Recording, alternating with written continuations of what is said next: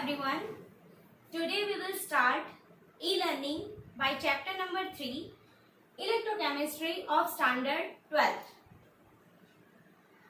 So before we starting this chapter, I want to tell you something about electrochemistry. Now we know that batteries, then fuel cells, which are used on very large scale today, and why they are used on large scale? Because they are energy efficient and yes, they are less polluted. So this is the very great benefit of the electrochemistry. These methods are that's why used today.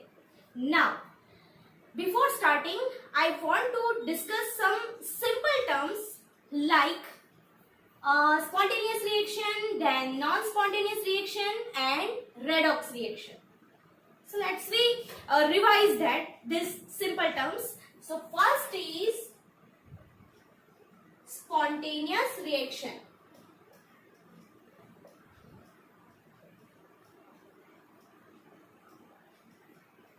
Now what is it? You know that the reactions which occur by itself is known as spontaneous reactions, and opposite of that, non-spontaneous reaction. That means the reactions which doesn't occur by itself is known as non-spontaneous reaction. And third one, redox reaction. Oh, it was the chapter of we have already studied in standard 11th.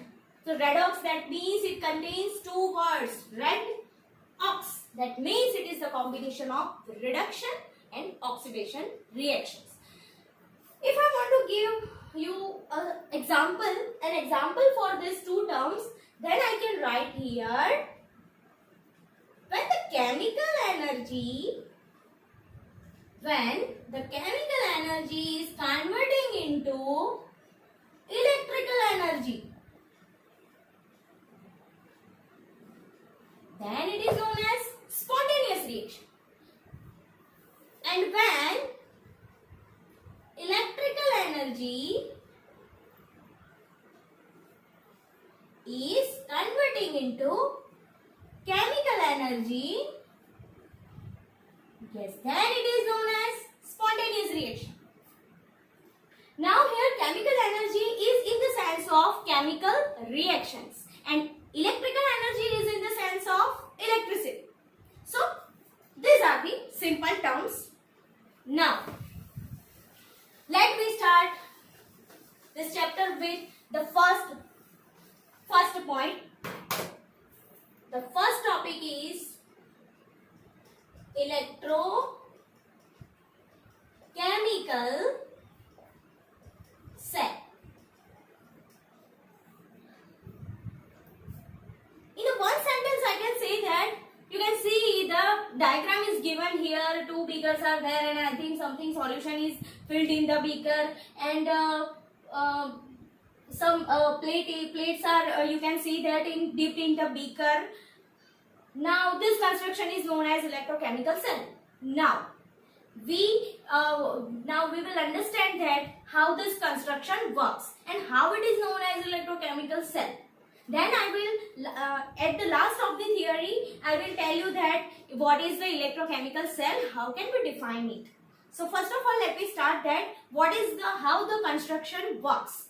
Okay, so first of all we will name these two beakers.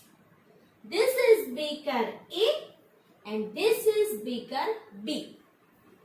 Now here you can see that both the beakers are half filled by the solution.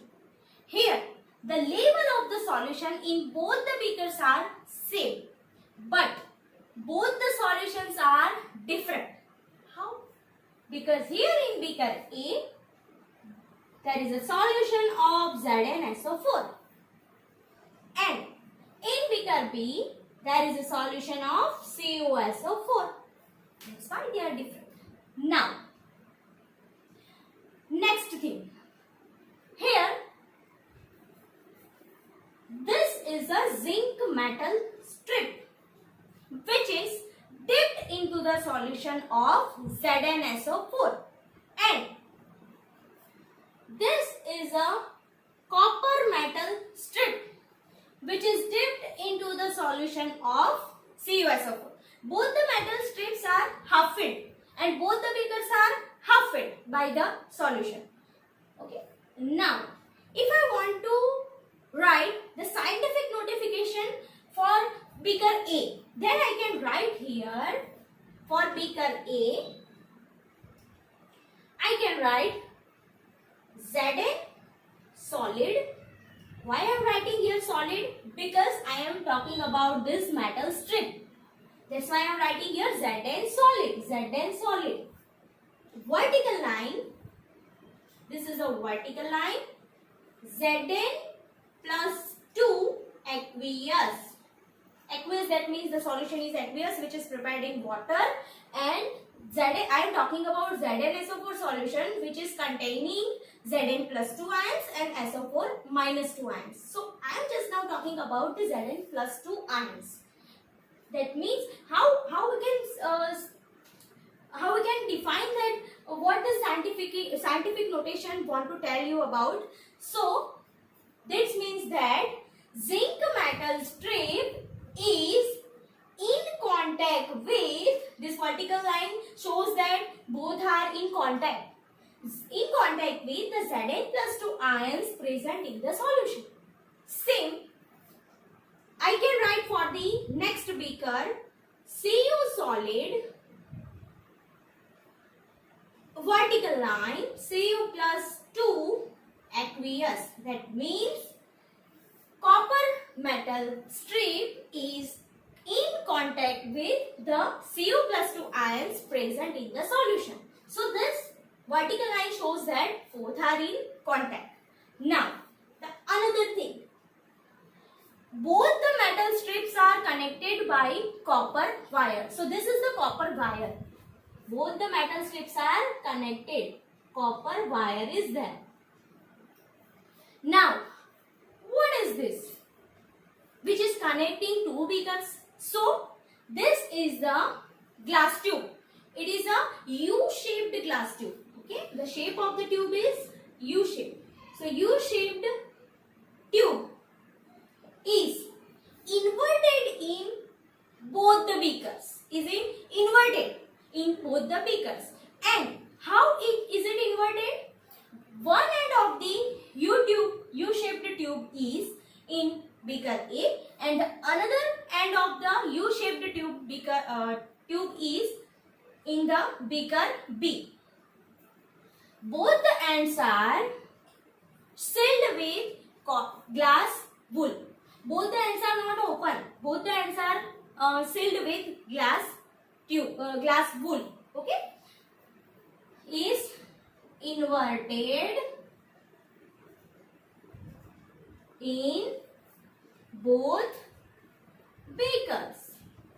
Okay, how we have discussed. Okay, now the next thing, what is there here?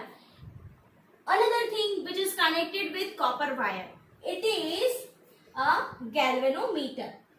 Now you can decide whatever you want to use here, galvanometer or voltmeter. If you are using galvanometer, that means you can measure the direction of the flow of electron.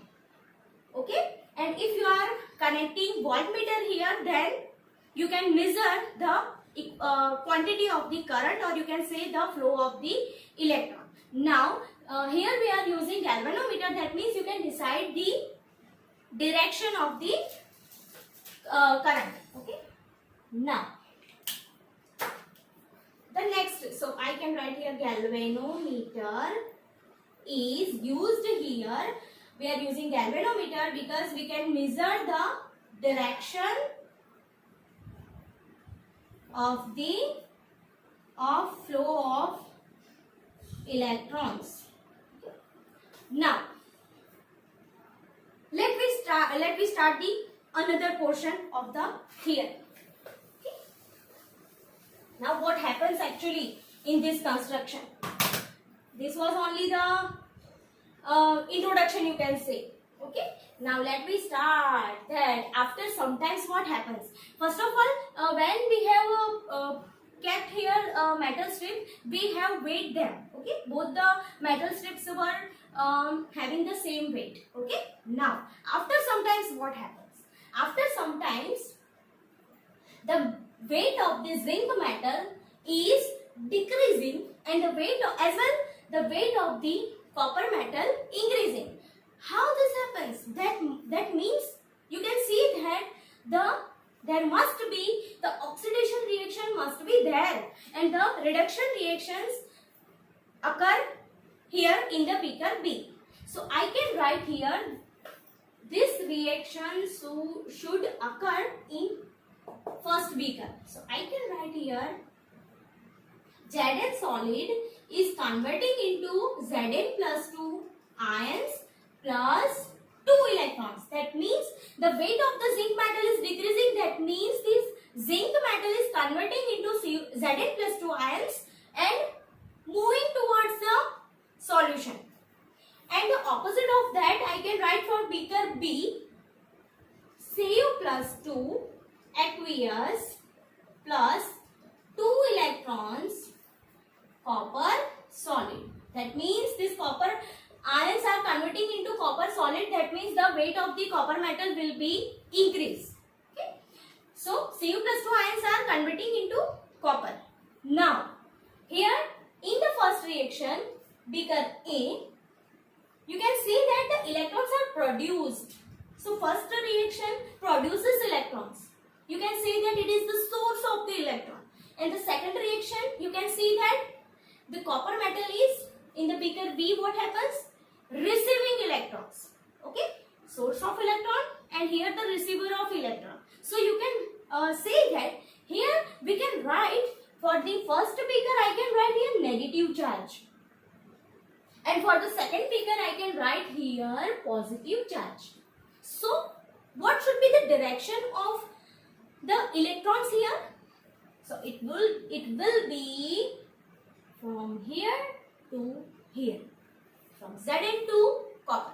So this will be the direction of the electrons. Okay.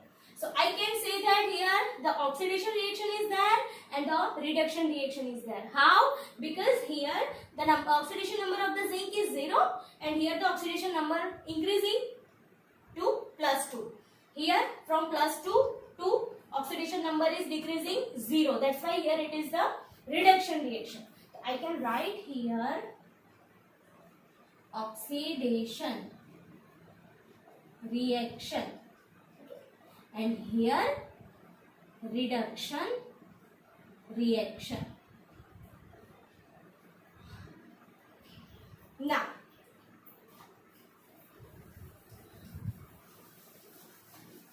Now let me decide that which one is anode and which one is cathode. So simple reaction. Always remember that the reactions where the oxidation reaction occurs, when the oxidation reaction occurs, then it is known as anode, and when reduction reaction occurs, then it is known as cathode. Now what is anode and what is cathode? So this is the name of the electrodes. Now where the electrodes are? These are the electrodes. This zinc metal strip is the electrode. This copper metal strip is electrode. Now we are naming them that these are the electrodes. So here negative sign, that means it is working as anode and the oxidation reaction is on the anode electrode and here it is cathode. Okay, so we are naming them that it is anode and this is cathode. Now, so we have decided that on anode oxidation reaction, and for this construction the oxidation reaction is, I am repeating this, Zn plus 2 electron, source of electron, and that's why it is negative, and cathode where reduction reactions take place. And which reaction is in this construction? Cu plus 2 aqueous. Don't forget to write aqueous, 2 electron and copper solid. So these are the two reactions. Okay. Now the another thing. What is the use of this U-shaped tube? It is just connecting the two beakers? No. Here there is some type of the aqueous solutions are there inside the tube. Which type of aqueous solutions? So here there is a solution of KNO3 or NH4, NO3, etc. Okay. Potassium nitrate or ammonium nitrate. This type of aqueous solutions are used here in this U-shaped tube, which is inverted in both the beakers, and this type of U-shaped tube is known as salt bridge. So this is the salt bridge. Now I am writing the name, salt bridge, okay, which is connecting both the beakers. Now what is the use of this tube? Here what happens, we have discussed that the zinc metal is converting into Zn plus 2 ions. That means what? In beaker A, the positive charge will be increased. This solution is containing Zn plus 2 ion and yes, obviously SO4 minus 2 ions. Now here, when Zn is converting into Zn plus 2 ions, then positive charge will be increased in beaker A. And same here, when Cu plus 2 ions are converting into copper solid, copper metal, then here the Cu plus 2 ions will be decreased and the negative charge SO4 minus 2 ions will be increased. That means in beaker A, the positive charge will be increased and negative charge will be decreased. Then without the salt bridge, how they can be the neutrality will be balanced in here. So to maintain the neutrality, here we have to use the salt bridge. So this is the main use of the salt bridge. That's why this reaction occurs in this type of the constructions. Without this salt bridge, it doesn't happen the flow of the electron or the balance of the ions. Okay. So this is the use of the salt bridge. Now, the another thing, the last thing, I want to tell you that this type of construction, the first line of the starting of the theory, I have told you that this type of construction is known as electrochemical cell. Yes, this type of construction is known as galvanic cell or you can say voltaic cell. But this special type of construction is also known as Daniell cell. Okay, so I can write here Daniell cell. This special type of the construction is known as Daniell cell. Okay. Now, if here the concentrations